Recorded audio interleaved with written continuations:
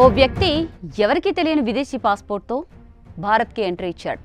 కాసేపటికే కాశ్మీర్ వీధుల్లో యువతను రెచ్చగొట్టడం మొదలెట్టాడు. ఆ తర్వాత జైలు జీవితం, జైలు నుండి పారిపోవడానికి సొరంగం తవ్వడం, కానీ ఆ సొరంగంలోనే ఇరుక్కుపోవడం. చివరకు ఓ విమానం హైజాక్ అయిన తర్వాత భారత ప్రభుత్వం చేతులెత్తేసి అతన్ని విడిచిపెట్టాల్సి వచ్చింది. అసలు ఎవరి మసూద్ అజర్? ఆయన జైలు నుంచి ఎలా బయటపడ్డారు? కాందహార్ ఎలా చేరాడు? ఆ సమయంలో భారత ప్రభుత్వం ఏం చేసింది? ఓసారి ఫ్లాష్ బ్యాక్కు వెళ్దాం. 1994 జనవరి 29 ఢాకా నుంచి ఒక బంగ్లాదేశ్ విమానంలో ఢిల్లీకి వచ్చారు మసూద్ అజర్. అతని చేతిలో ఉన్నది పోర్చుగల్ పాస్పోర్ట్. ఎయిర్పోర్ట్ అధికారికి చూసి అనుమానం వచ్చింది. నువ్వు పోర్చుగీస్ వ్యక్తిలాగా కనిపించట్లేదు కదా అని అడిగాడు.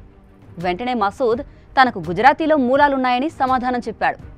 దీంతో ఆఫీసర్ పెద్దగా పట్టించుకోకుండా పాస్పోర్ట్పై ముద్ర వేశాడు. అదే ఆయన చేసిన తప్పు. కొన్ని రోజుల్లోనే మసూద్ అజర్ శ్రీనగర్ వీధుల్లో కనిపించాడు. అక్కడ యువతను రెచ్చగొట్టడం, మిలిటెంట్ల మధ్య సమస్యలు వస్తే మధ్యవర్తిత్వం చేయడం లాంటివి చేశాడు. ముఖ్యంగా యువకులను మిలిటెంట్ కార్యకలాపాల్లోకి లాగడమే అతడి ప్రధాన లక్ష్యం. కానీ అనంతనాగ్ దగ్గర ఓ రోజు అతడు పట్టుబడ్డాడు. ఆటోలో సజ్జాద్ అఫ్ఘనీతో కలిసి వెళ్తుండగా ఆర్మీ ఆపింది. ఇద్దరు పరుగు తీశారు, కానీ చివరికి పట్టుబడ్డారు. జైలు జీవితం మొదలైంది. కానీ మసూద్ ఆ జైలు జీవితాన్ని తాత్కాలికంగానే చెప్తూ ఉండేవాడు. భారత ప్రభుత్వం తనను ఎక్కువ రోజు జైల్లో ఉంచలేదని గర్వంగా చెప్పేవాడు.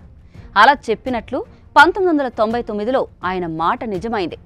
జమ్మూలోని కోట్ భలావల్ జైలులో ఉన్న మసూద్ అజర్ను విడుదల చేయించడానికి మిలిటెంట్లు ఎంట్రీ ఇచ్చారు.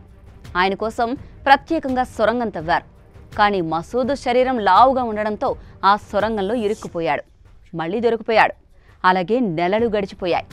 డిసెంబర్ 24, 1999 ఇండియన్ ఎయిర్లైన్స్ IC-814 విమానం నేపాల్ నుంచి ఢిల్లీకి వస్తుండగా హైజాక్ చేశారు. చివరికి ఆ విమానం ఆఫ్ఘనిస్తాన్లోని కాందహార్కి దారి మళ్లించారు. విమానంలో దాదాపు 170 మంది ప్రయాణికులు. భారత ప్రభుత్వం మీద ఒత్తిడి పెరిగిపోయింది. విమానాన్ని హైజాక్ చేసిన వారు స్పష్టంగా చెప్పింది ఒకే ఒక్క విషయం: మసూద్ అజర్, ముస్తాక్ అహ్మద్ జర్గర్, ఒమర్ షేక్లను విడుదల చేస్తేనే బందీలను వదులుతామని క్లియర్ కట్గా చెప్పేశారు. అటు భారత ప్రభుత్వం శాంతియుత మార్గాల్ని ప్రయత్నించింది. చిట్ట చివరికి కేంద్రం మిలిటెంట్ల డిమాండ్కు ఓకే చెప్పింది. ప్రధాని కార్యాలయం, విదేశాంగ శాఖ, నిఘా విభాగాల మధ్య పెద్ద ఎత్తున చర్చలు జరిగాయి.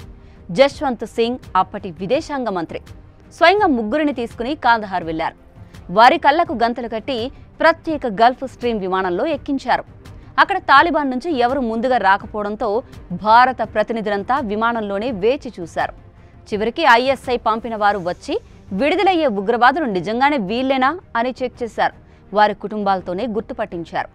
బందీలను విడిపించిన తర్వాత విమానం తిరిగి భారత్కొచ్చింది.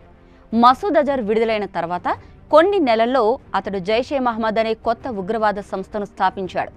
అదే సంస్థ తర్వాత పార్లమెంటు దాడికి, పుల్వామా దాడికి కారణమైంది.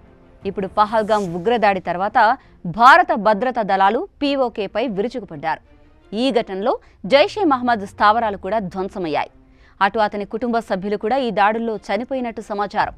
ఇలా మరోసారి మసూద్ వార్తల్లో నిలిచాడు.